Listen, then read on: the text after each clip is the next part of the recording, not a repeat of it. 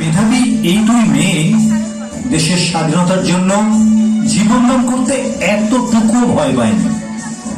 মেয়ে হয়ে অত্যাচারী ইংরেজ সরকারের ঘুম ছুটি দিয়েছিল খুব সহজে।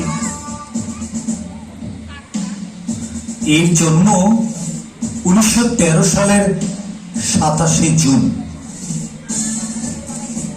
আমার নাম কল্পনা দত্ত।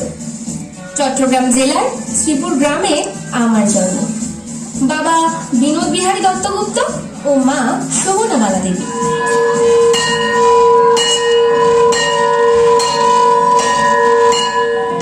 গ্রামের স্কুলেই তার পড়াশোনা শুরু। পড়াশোনাতে মেয়ে খুব ভালো।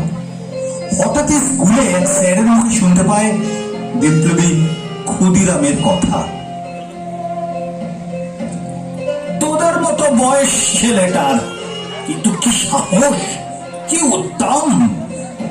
কিংসফোর্ডকে বোমা ছুঁড়ে মারতে গিয়েছিল ছেলেটা। ইংরেজদের হাতে ধরা পড়ে ফাঁসি হয়। ফাঁসির মঞ্চে ওই ছেলেটা হাসি মুখে বলে ওঠে, বন্দে মাতরম।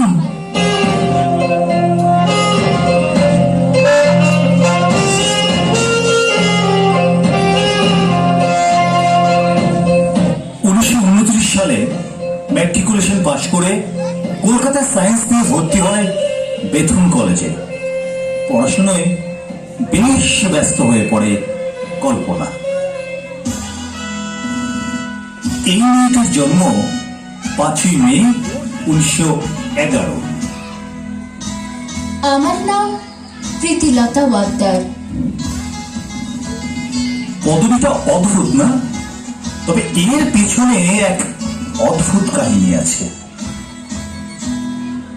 আমাদের এক পূর্বপুরুষ নবাবী আমলে ভালো কাজ করে নবাবের কাছ থেকে ওয়াহেদার উপাধি পান।